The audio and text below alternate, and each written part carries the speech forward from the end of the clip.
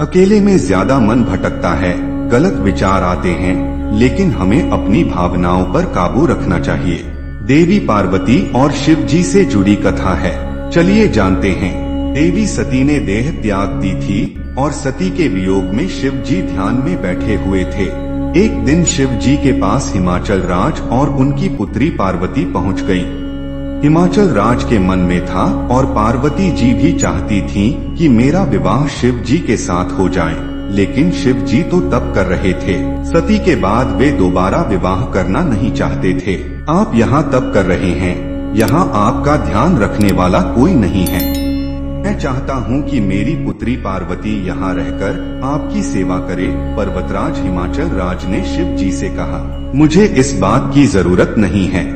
महिला की वजह से ध्यान, वैराग्य, तप बिगड़ जाता है।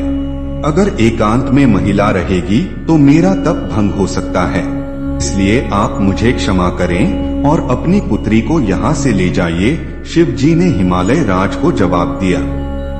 हिमालय राज और शिव जी की बातें देवी पार्वती बहुत ध्यान से सुन रही थीं। आप कह रहे हैं कि आप तप कर रहे हैं, तो जब आप तप ही कर रहे हैं तो आपको ये आभास कैसे होगा कि ये शरीर महिला का है और ये शरीर पुरुष का है?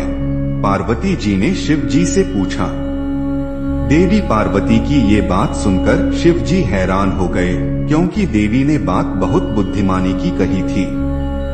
देवी आपकी बात सही है, लेकिन मेरी बात भी सही ही है, शिव जी ने कहा। इसके बाद शिव जी ने हिमाचल राज से कहा कि आप चाहें तो समय समय पर कुछ देर के लिए देवी पार्वती यहाँ आ सकती हैं और यहाँ की व्यवस्था सुधार कर वापस लौट जाएं। इस कथा में शिव जी और पार्वती जी ने संदेश दिया है कि हमें अकेले में अपनी भावनाओं पर नियंत्रण रखना चाहिए। अकेलेपन में ही व्यक्ति की भावनाएं गलत दिशा में भटकती हैं, बुरे विचार जागते हैं।